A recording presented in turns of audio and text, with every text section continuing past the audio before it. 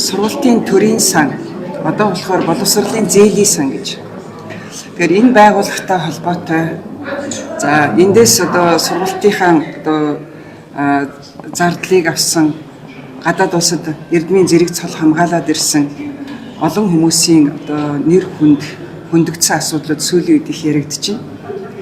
Тэгэхээр өнөөдөр би надтай холбоотой бас хэд удаа яригдлаа. Одоо би ер нь тайлбар өгөх цаг нь болсон байхаа гэж би бодож байна. Ер нь бол аливаа улс оронд үндэсний боловсон хүчний бэлтгэх дэлхийн нийтэд хөл нийлүүлж хөгжихийн тулд өөрийнхөө улс оронд сургадгүй бэлтгэдэггүй тийм мэрэгчлэр гадаадын ихтэйд сургуульд зэрэг цол хамгаалахаар одоо явуулдаг. Энэ бол аль ч улс оронд байдаг. За энэ одоо бодлогын хүрээнд одоо та бид нар сайн мэдж байгаа социализмын үед бол одоо манай оюутан залуучууд гадаад улс оронд сурч ирээд улсдаач гэсэн бас ихтэйд сургуульд сураал тэгээд одоо улс орныхоо бүтээн байгуулалтанд оролцоод явж исэн. За өнөөдөр үндэсний боловсон хүчний бэлтгэх одоо энэ асуудлыг шийдэхэд бол энэ боловсролын зээлийн сан гэдэг бол маш чухал үүрэгтэй байдаг. Энэ боловсролын зээлийн сангийн шугамар өнөөдөр төрийн албанд ажиллаж байгаа. За нэг сургуульд ажиллаж байгаа, эмнэлэгт ажиллаж байгаа, төрийн байгууллагад ажиллаж байгаа олон залуучууд гадаадд сураад ирээ. Сурснаа ирээд улс орондынхаа хөгжилд зориулъя гэсэн бодолтойгоор одоо ийм хүсэл тэмүүлэлтэйгээр ажиллаж хөдөлмөрлөдөг. Эднэрт бол одоо энгийн жирийн нэг одоо хүнд гадны ихтэйд сургуульд зэрэг цол хамгаалах ийм боломжийг олгодог ийм зүйл үү. Өнөөдөр сүүлийн үед харамсалтай нь одоо энэ боловсон хүчний бэлтгэх бодлогын хүрээнд гадаадд сураад ирсэн магистр докторийн зэрэг хамгаалаад ирсэн бакалаврын зэрэг хамгаалаад ирсэн энэ үндэсний боловсон хүчнүүдээ харлуулах үгүйсгэх ийм одоо хандлага газар авч байна. Энэ даймжирсаар бас улс орны хөгжилд хэрэгтэй мэдлэг эрдэм номыг сураад ирэх энэ боломжуудыг олон хүмүүсийн хувьд хаах үедээ гэж би санаа зовсондоо өнөөдөр би энэ мэдээллийг хий гэж би бодлоо. Тэгэхээр яриад байна л да одоо өнөөдөр сая одоо сургалтын төрийн сангаас санхүүгийн зардлаа гаргуулад одоо холбооны бүгд найрамдах Герман улсад суралцаад ирсэн надтай холбогдуулаад хэдэн асуудлыг хэлж ярьж байна. За тэгэхээр тэр ярьсан асуудлуудын хүрээнд би та бүхэнд бас үнэн зөв мэдээлэл өгөх хэрэгтэй. За ингэж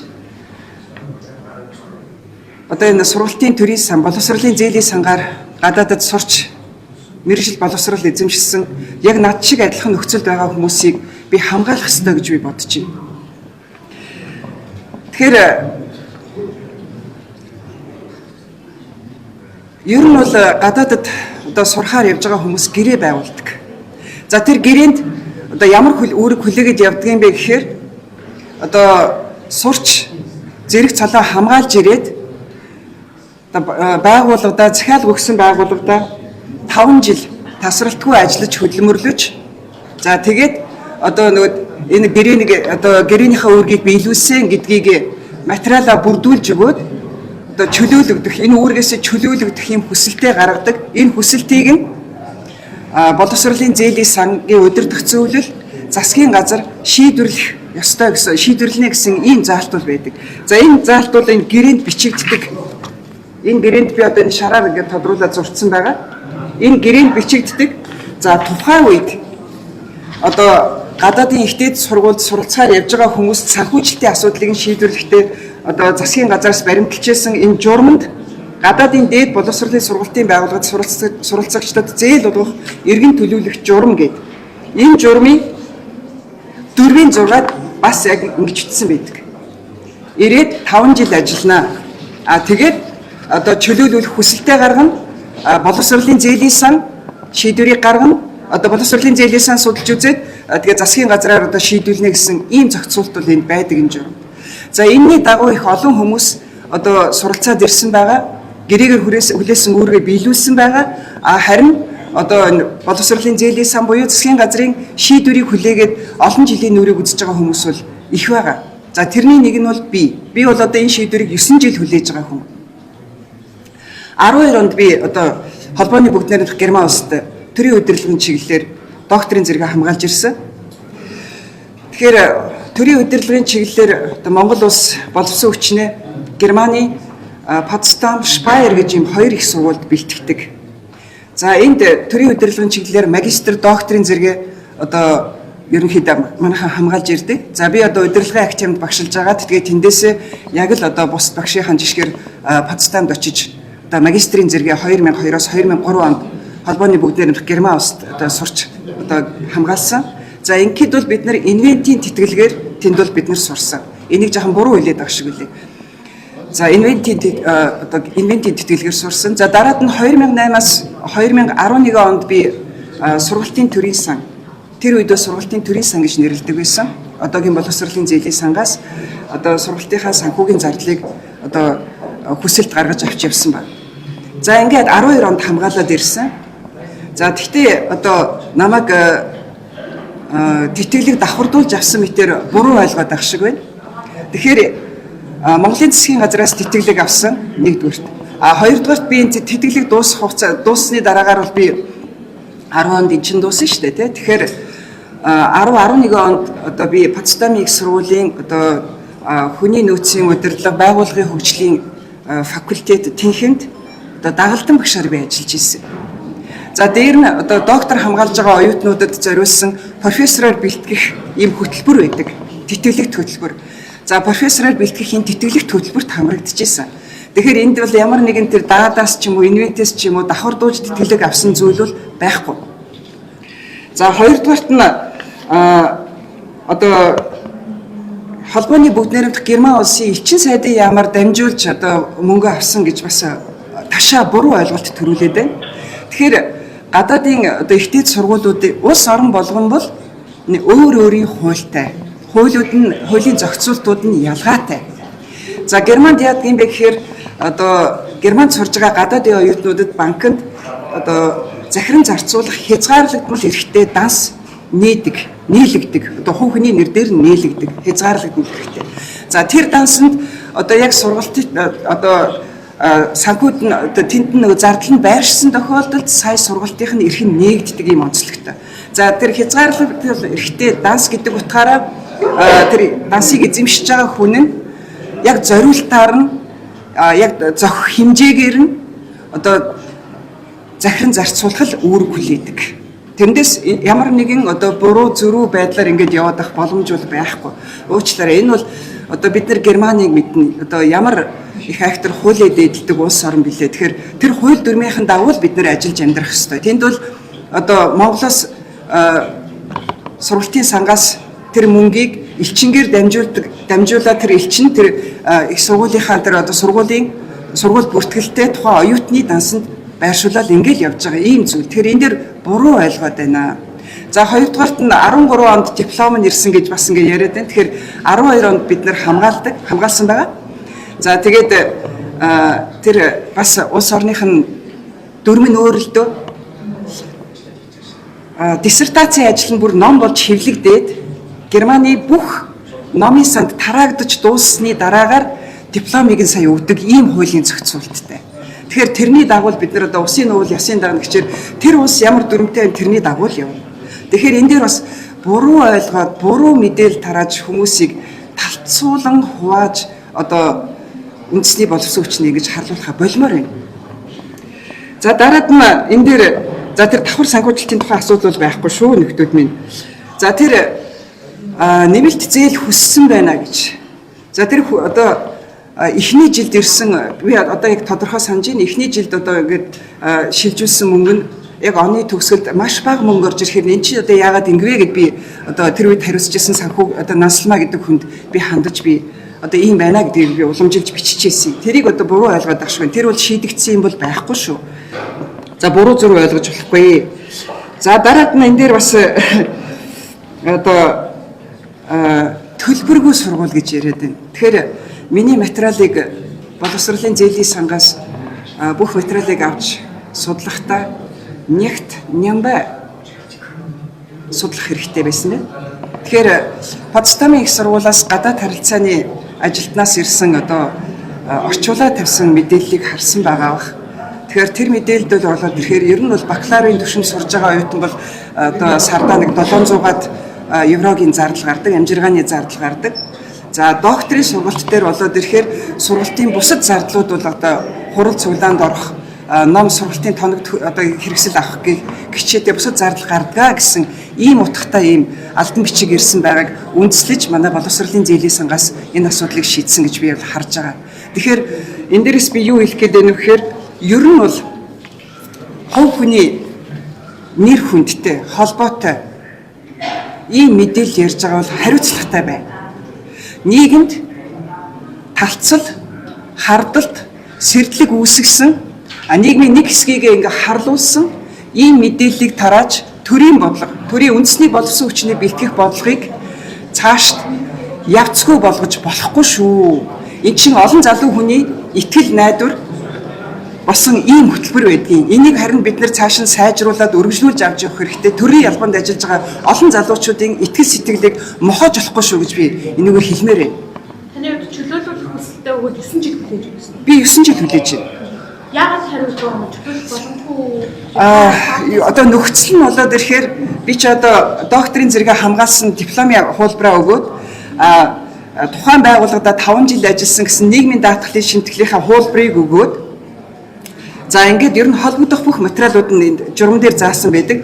Тэр материалуудыг өгсөн. Тэгээ одоо 9 жил хүлээгдэж байгаа. Над шиг ингэж хүлээж байгаа хүн олон байгаа.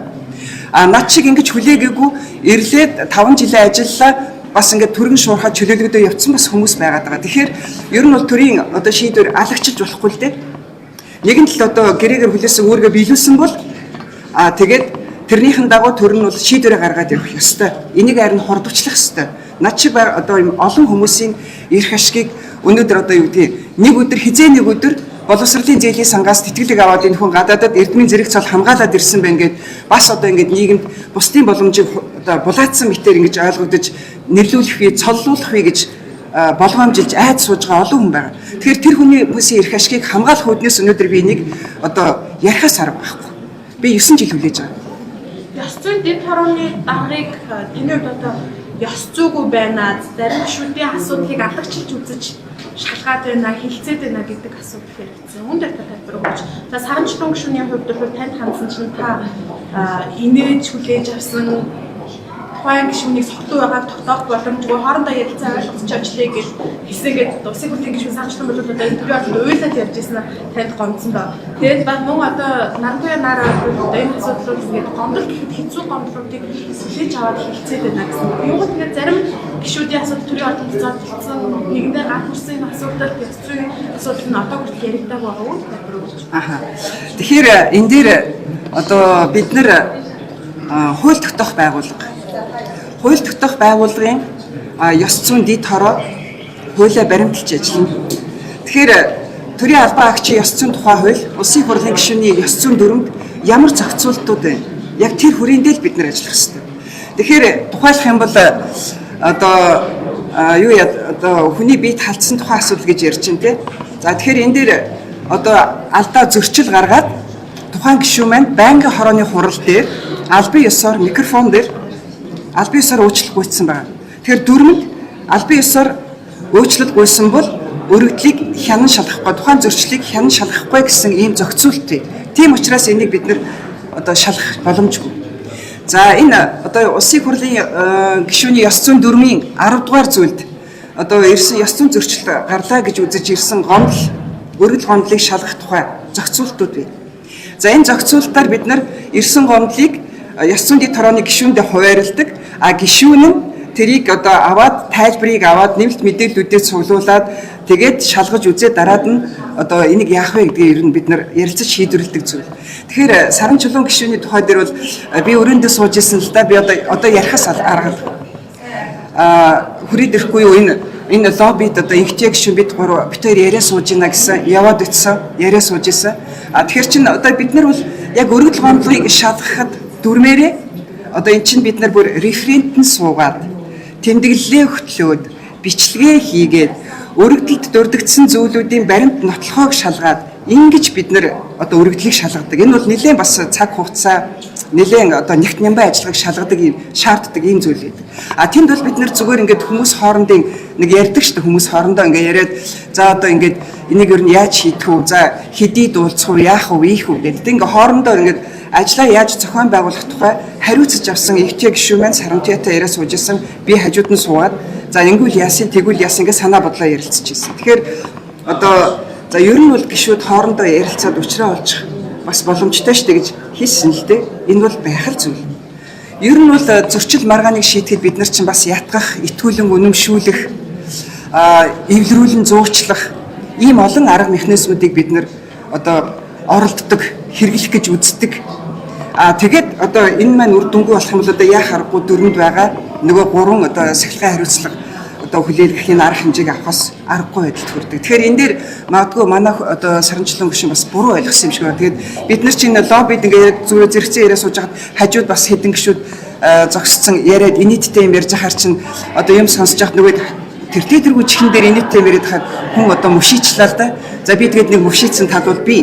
Гэхдээ хүн гомдлоо ярьж хаад юу гэж ямар хүн тэгж тэрэн дээр одоо баярлж байгаа юм шиг нэхэд энэ бол байхгүй зүйл шүү дээ, болохгүй зүйл шүү дээ. Зүгээр одоо энгийн яриа ярьж хахад хажууд хүмүүс ингээ эргэн тойрон яриад манай гişүүд зогсож байсан. Манай гişүүд инээдтэй юм ярьж байсан. Тэгээд зүгээр энгийн одоо цөмөрөө тэгээ уулзчих уу одоо Бацуур гişүнтэй хизээд нь уулзах уу, цуг уулзах уу, тус тусад нь уулзах уу гэдэг ингээ зүгээр ажлын төлөвлөгөө маягийн маань яриа сууж хахад албан бус яриа байсан.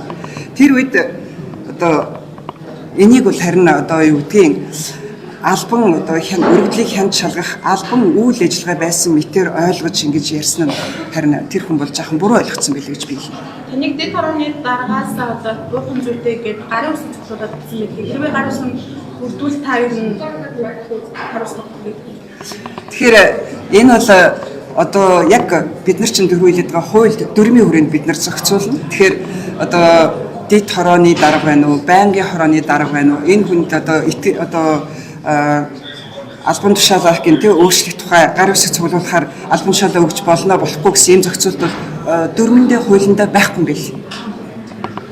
За тэгэхээр одоо би ингээд ер нь бол би одоо шулуухандаа хэлэхэд нэлийн одоо олон удаагийн одоо иймэрхүү буруу зүрх ойлголтуудад эцэслэн тайлбар өгье гэсэн зорилгоор бол та бүхэнд мэдээлэл хийлээ.